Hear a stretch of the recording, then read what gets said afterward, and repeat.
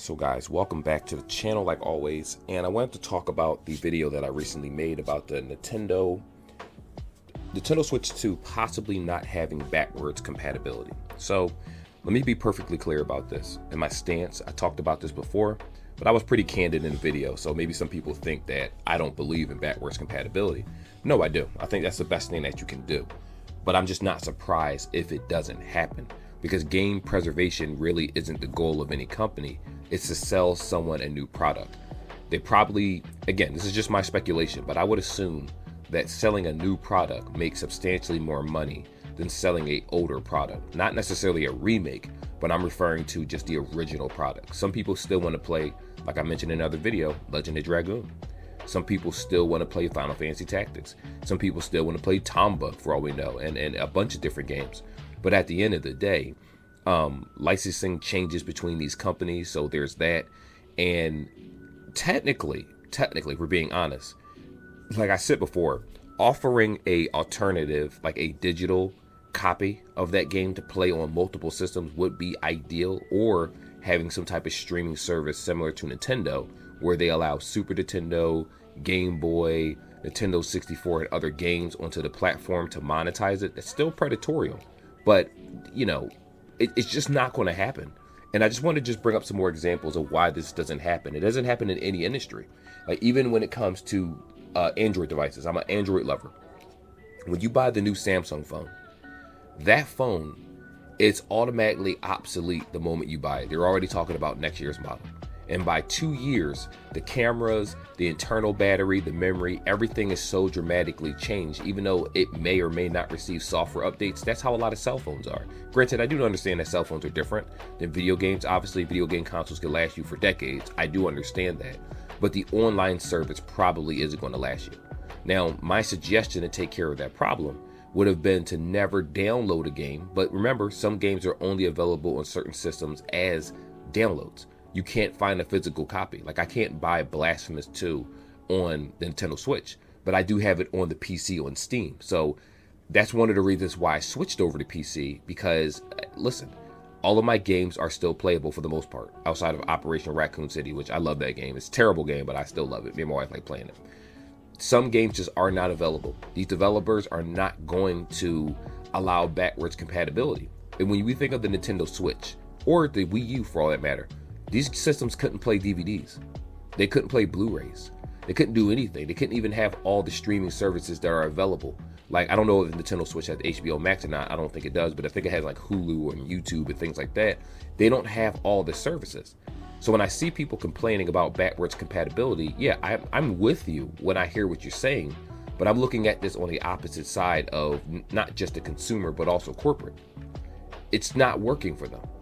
It's not going to make them money. Now, I'm not saying every company should be like Diablo Immortal. Obviously, that was the wrong choice to try to make nothing but live action games. And a lot of the remakes are amazing remakes, like Resident Evil 2, my favorite game almost of all time outside of Armored Core. But this game remade is substantially better than the original. A lot of people are not going to go back to the original Resident Evil 2 because of PlayStation backwards compatibility. It's nice to have that option, absolutely, especially if you have the physical disc. But unfortunately, they're not going to support it because there's no money made into it. Like look at this at a financial standpoint. Are you still going to make parts for a 1998 Toyota Corolla? No, you're not. You just have to find what you have to find. You have to find off-brand parts or something that's compatible. Sometimes you can't just find it the same way.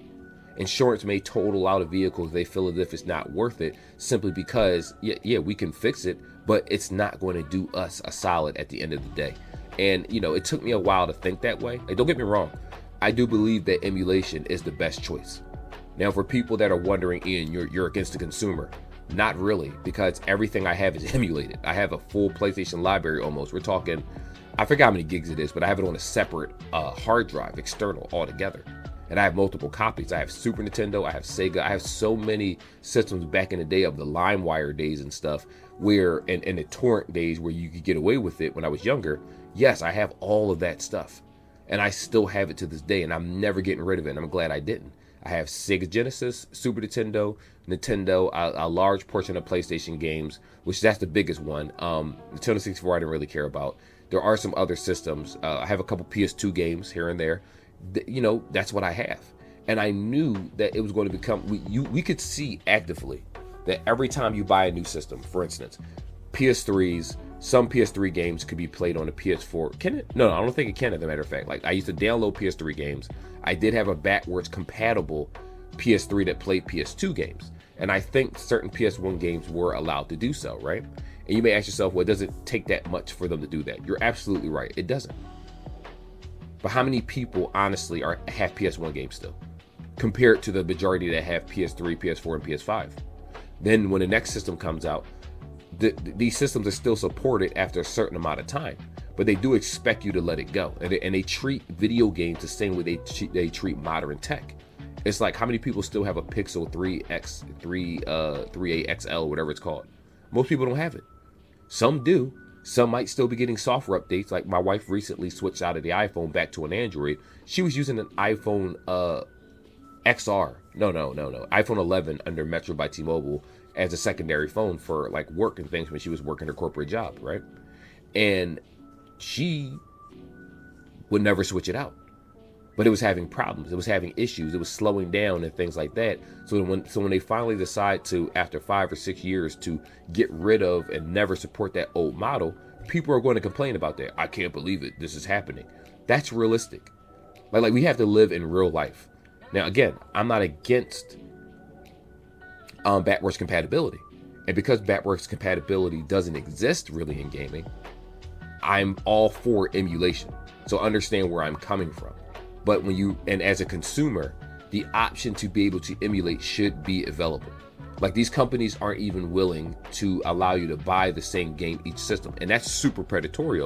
And they're not letting you even do that to make extra money. And that's because their focus isn't this game.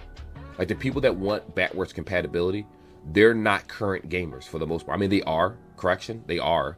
They're true gaming lovers, right? And that's mainly for the people. It's kind of like the niche market for those that say the iPhone 15, every year we see these tech channels talk about how it should have telephoto lenses, and it should have this type of screen, and it should have this size battery, and it should have 30-watt charging instead of 20-watt. Yes, that's a tech lover's dream. That's what the stuff I watch. That's the stuff I love. With the suggestions that we make in tech in general, talk about what's lacking. Yes, but the average consumer will never use any of those features. The average consumer, like my aunt, she still has the Wii and the Wii U and systems before that, right? She still has PS2s and PS3s, and her kids will play it. But they're not asking for anything on there. She just introduces them to the game, and they happen to like some of the older games. But since they have the Nintendo Switch Online, they don't have to pull out the Nintendo and blow it and rub their finger and then press down on it. They have Nintendo Online.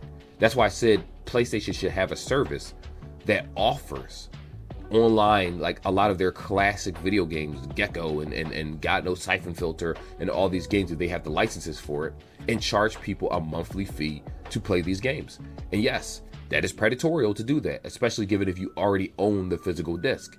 But at least that will alleviate some of the suffering that some people have, because they don't even do that. Hell, PlayStation Plus as a whole doesn't even give you their exclusive games until 10 years after they're old and you don't want it anymore. It's like, that's what they do. They know what they're doing, and they understand that their fan base isn't looking for this. It's just a small portion of the fan base. So my suggestion, like I've said to many people, is to just buy these consoles off of AliExpress and other places that have these lists of games on it, because it's the only way you're going to preserve it. Now, I don't know about PS2 games. Now, when I did that, I had an emulator that didn't work very well. That was many, many years ago, probably a decade, and I haven't played a PS2 game since. I'm going to be honest with you. The most I play is Dragon Age 1. Excuse me, guys. The most, I thought I had mute on the microphone. I didn't. The most I'll play is Dragon Age 1. I'll play Dragon Age 2. Inquisition is still on the current systems or PS4s and things like that. So, and PC, so I play it. It has controller support. Occasionally I'll play Egg, which was a Dreamcast game. I have an emulator for that. Yes, there are certain things that should be available to the public. And honestly, if we're being 100% honest here, I do believe that there should be laws in video games that force them to keep these games as a service and available for purchase, or backwards compatibility. That's not too much to ask for these systems, especially given the fact that they're as strong as modern PCs, and games are 200 gigs just to download a Call of Duty. It doesn't take much to allow backwards compatibility, if we're being 100% honest. But as a business model, they don't care. And I don't care, because I have a copy of all the games that I want. I know, that's just me. I'm being a smartass right now. But I do understand the plight of so many other people that are mad about the fact that backwards compatibility isn't a thing on these systems. I get it. I totally understand it. And the reason I'm making this video, because I was looking at the comments of my last one, and I was like, yeah, I was being smug about things, but I assumed, I keep forgetting that people don't know me personally. When they see my personality online, Nothing Untouched, things like that, I do have a sensible side. I'm just doing this for videos, and it's entertaining. I am being honest, but I'm only telling one aspect of what I'm talking about. Yes, I believe in backwards compatibility. Yes, I believe in also allowing people to buy these games over again, as long as the license allows you to do it, so that they can play their games with their family and friend through split screen or however they decide to do it. I do believe that. I believe keeping live services open for a lot of these games, it's not going to be that costly when you think of the grand scheme of things. But also, I do understand that some of the developers have let these games go. They have shut down, they've lost licenses, some people bought them out. So it's unrealistic to think that, well, no. That's a streaming aspect. But yes, backwards compatibility would take care of all those problems. So yes, that is the most ideal thing to do. But it's not going to happen. We have to accept that it's not going to happen.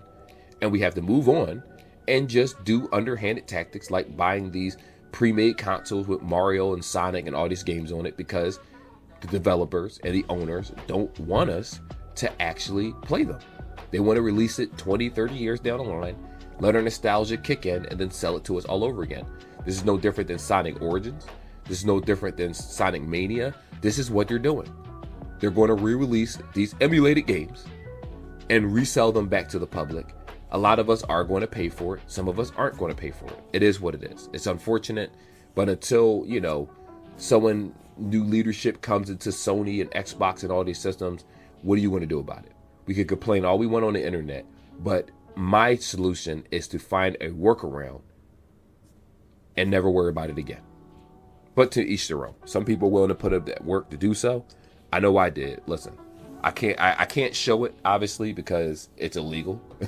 And I would never post any of my Sega games or Super Nintendo games and Nintendo games, stuff like that. But I have them, and I'm never getting rid of them, and they're on multiple hard drives. And if I want to play Final Fantasy 1, I'm going to do that. I don't have to wait for Nintendo to release it. I don't have to buy a GBA remake version. I don't have to do any of that stuff. I would just play it as is.